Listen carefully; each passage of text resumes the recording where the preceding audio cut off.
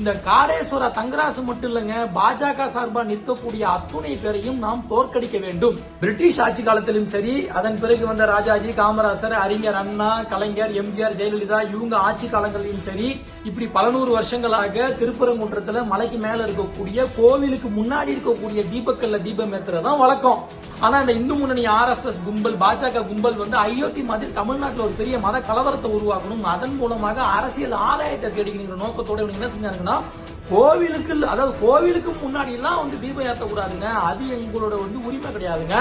மாறாக அந்த மலைக்கு மேல இருக்கக்கூடிய தர்காவுக்கு பக்கத்துல இருக்கக்கூடிய சர்வே கல்லுல தான் வந்து தீபம் ஏற்றணும், அதுதான் எங்களுடைய பாரம்பரியம், அதுதான் எங்க இந்துக்களுடைய உரிமை அப்படின்னு இல்லாத வன்மத்தை கட்டமைச்சு அதன் மூலமாக ஒரு பெரிய கலவரத்தை உருவாக்கி, மத கலவரத்தை உருவாக்கி அரசியல் ஆதாயத்தை தேடுவதற்கான வேலைகளை ஈடுபட்டானுங்க. வழக்கம் போல தமிழ்நாட்டில் இங்க இருக்கக்கூடிய மக்களினுடைய ஒற்றுமையின் காரணமாக அந்த முயற்சியானது வீழ்த்தப்பட்டுச்சு. இதை யார் முன்னெடுத்தா? இந்த வந்து இந்து முன்னணி.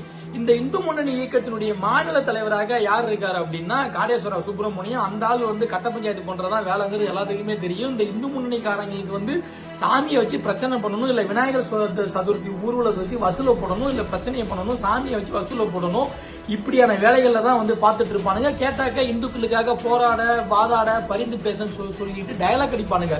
அப்ப இப்படிப்பட்ட அந்த காடேஸ்வர சுப்பிரமணியம் தன்னுடைய மகனான காடேஸ்வர தங்கராச பாஜக சார்பா திருப்பூர் தெற்கு தொகுதியில வந்து வேட்பாளராக களமிறக்கி விட்டுருக்காரு. இப்பட்ட மதவாத கும்பலாக இருக்கக்கூடிய இந்து முன்னணியை சேர்ந்த காடேஸ்வர சுப்பிரமணியத்துடைய மகனான காடேஸ்வர தங்கராசு, பாஜகவை சேர்ந்த காடேஸ்வர தங்கராசுக்கு நாம கண்டிப்பாக ஓட்டு போட கூடாது.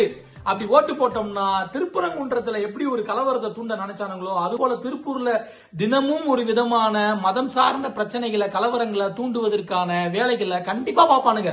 அயோத்தி மாதிரி திருப்பரங்குன்றத்தை ஆக்கணும்னு நினைச்சானுங்களோ அதுபோல திருப்பூரையும் ஆக்கணும்னு நினைப்பானுங்க. இந்த காடேஸ்வர தங்கராசு மட்டும் இல்லங்க, பாஜக சார்பா நிற்கக்கூடிய அத்துணை பேரையும் நாம் தோற்கடிக்க வேண்டும். தமிழ்நாட்டினுடைய துரோகியாக இருக்கக்கூடிய அதிமுக கட்சியை வந்து அமித்ஷா திமுகவா மாத்தி வச்சிருக்க எடப்பாடி பழனிசாமி சார்பாக நிற்கக்கூடிய அத்துணை வேட்பாளர்களையும் நாம் அனைவரும் கண்டிப்பாக தோற்கடிக்க வேண்டும்.